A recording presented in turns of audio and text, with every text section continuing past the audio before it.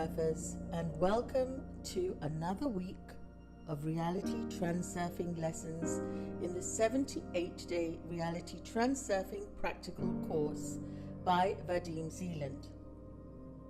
I'm Neva Shah of Art of Inner Joy, a reality transurfing coach and trainer. And before I start today's lesson number 73, I invite you to subscribe to my channel below and also hit the bell notification so that you're notified on Mondays, Wednesdays and Fridays. Also, if you care to take a look in the description below, you will see that you can claim a free energized painting. You can also book yourself a free discovery call for further mentoring, life design packages and coaching. And there are also energy transmissions, breath workshops and plenty more within my link tree. So I start today with lesson number 73, called the Miserly Mind. Miserly coming from a space of lack, not enough, low self-esteem. So when a person's mind is within the grip of a pendulum, that person is forced to accept endless limitations and fulfill a role that is allocated to them in the game within the matrix of life. Do not, I repeat, listen to the mind which simply wants to convince you that your goal is unrealistic. Now remember, the mind is locked in a framework of false stereotypes, and pendulums love to grip onto these. You see, life will eventually end, and your dream will remain lying alone in a dusty corner in a drawer somewhere. So wake up. Live your dream. Time is ticking away. Without the heart, the mind is not capable of very much in this world. The mind needs the heart. But the mind also dismisses the heart and poo-poos it away.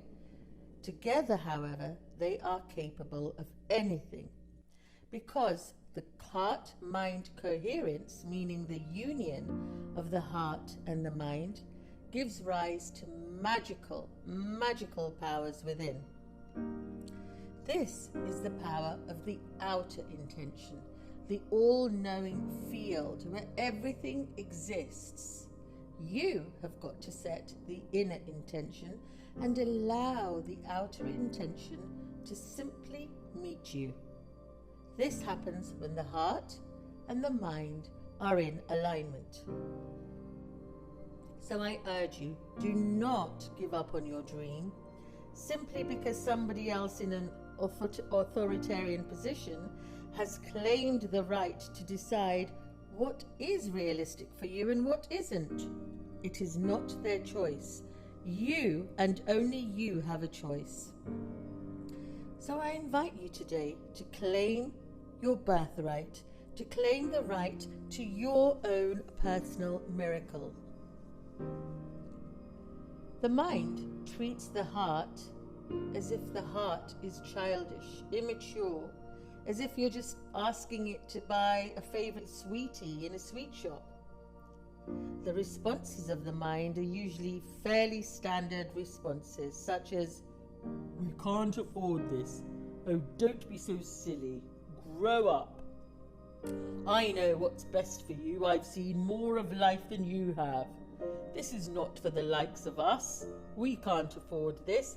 Money does not grow on trees. Don't be so unrealistic. Not everybody is so blessed, you know. You have to work hard and struggle in this life.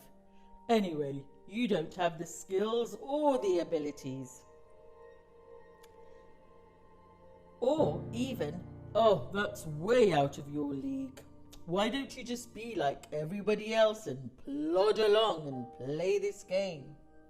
You see, the mind works according to logic, which is imposed by so many pendulums who simply grab your energy and benefit from it, from keeping all of their followers on a short leash of control, denying them the freedom to really choose their dreams and live their dreams. However, for the heart, there is no logic, there is feeling, and there's an internal knowing. It interprets everything literally, almost like children do. They just have a knowing. The mind says, you have no money. But the heart doesn't want money.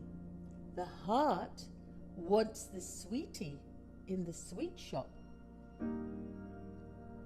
Motivated by the fact that you have no money, the mind places a ban on the sweet. Oh, it's not realistic. It's unachievable. And all the heart can do is retreat into itself and forget all about it. And this is when the heart starts to close up and the heart starts to build walls around itself. With that, you've just witnessed the funeral of your personal dream. And I'm saying to you, are you awake? Are you aware? Are you going to claim your birthright? Are you going to follow your personal dream? You see, the mind cannot fathom how to make the dream come true. And so it won't let the dream into the layer of your personal world, because as far as the mind is concerned, everything in life has a logical order and it has to be clear. All you need to do is to agree to have it, because it already exists.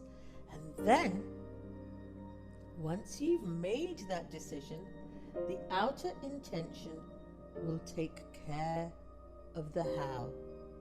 So enjoy your sweetie. Feel that sweetie in your mouth. Taste it. Feel it. Because the heart knows. Wholeness and balanced vibrations.